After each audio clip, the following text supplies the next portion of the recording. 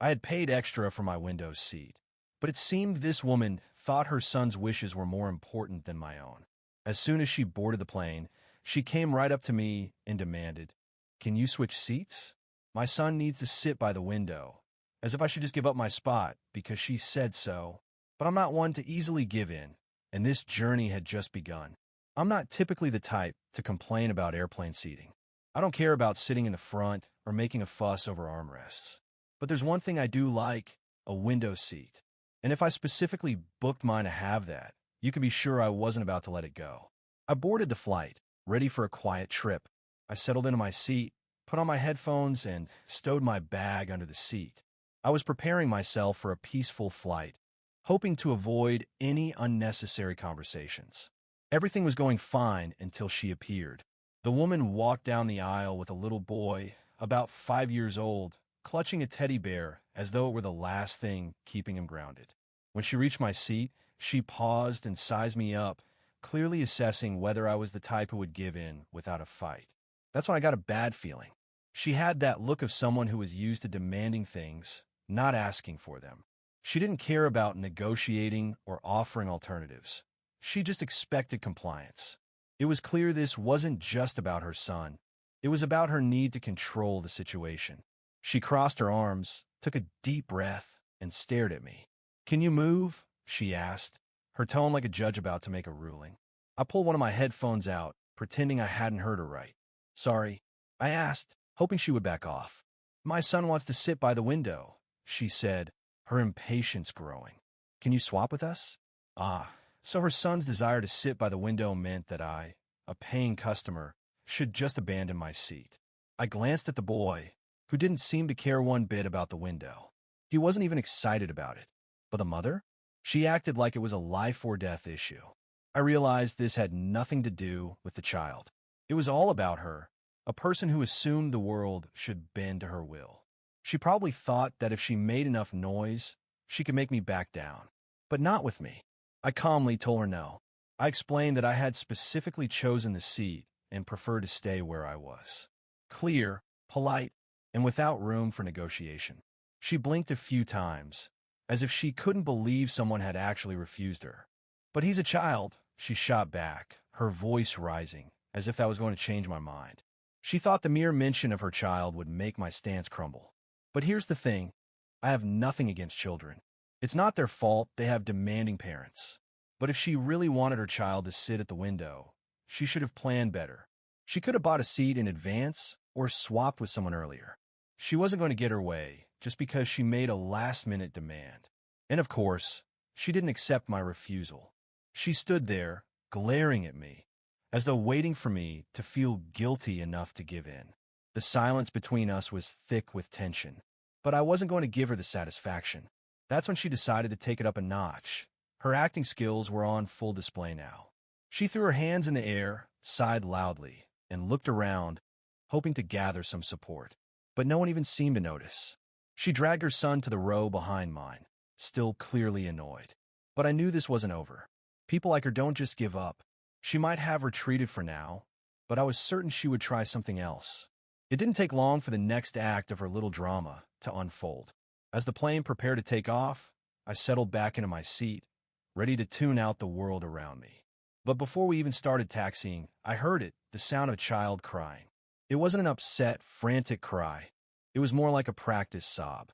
It was controlled, almost as if it had been rehearsed. The boy was crying, but it wasn't the tears that caught my attention. It was the mother's voice, loud and dramatic, like she was performing for an audience.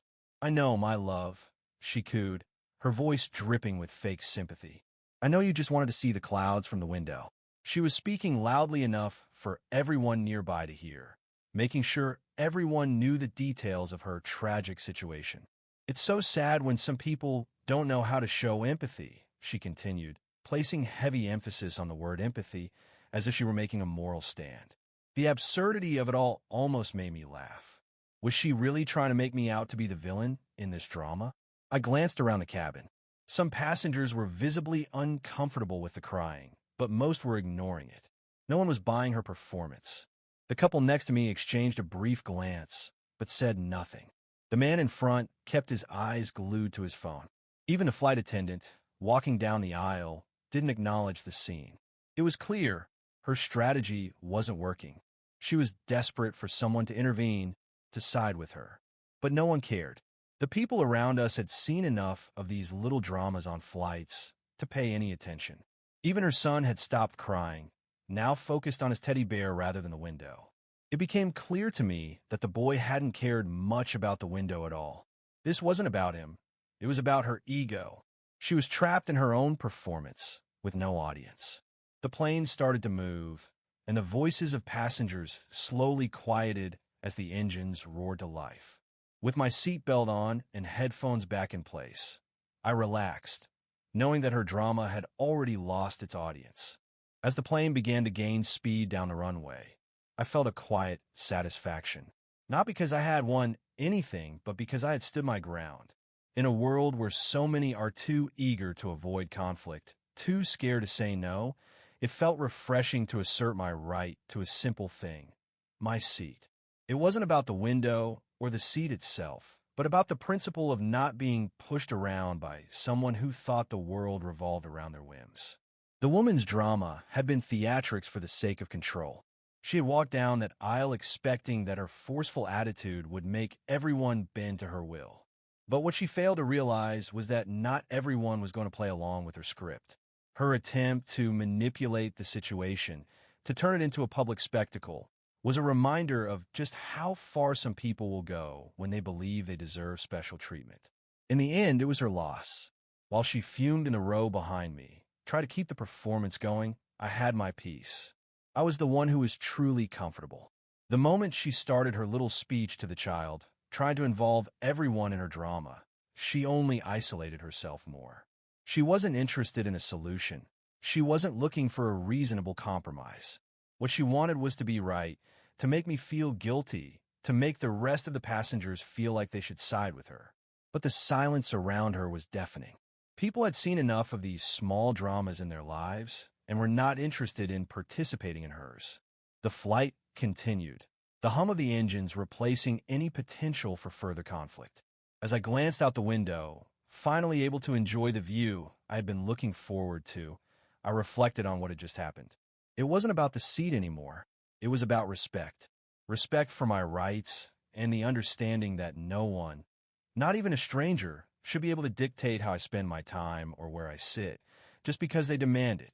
As the plane cruised above the clouds, I realized that these small encounters, these moments where people test the boundaries of your personal space and comfort, are everywhere in life. Whether it's at work, in your social circle, or even on a flight, people will always try to push you in one way or another.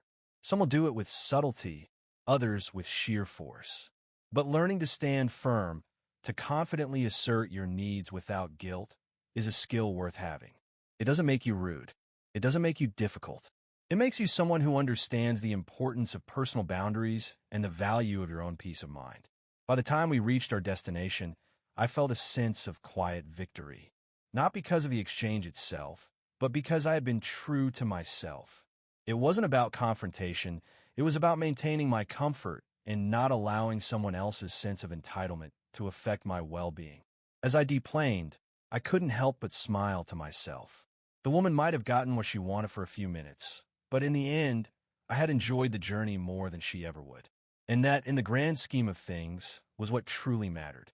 As I stepped off the plane, I couldn't help but think about how often people try to push others around, assuming they'll get what they want by sheer force or pressure. It's a tactic that's used in many aspects of life, not just on flights, and it's something we all need to be prepared for. Setting boundaries isn't about being confrontational. It's about protecting your space, your peace, and your dignity. People like the woman on that flight thrive on others' hesitation to speak up. But once you learn to stand firm, you realize how freeing it is to simply say no,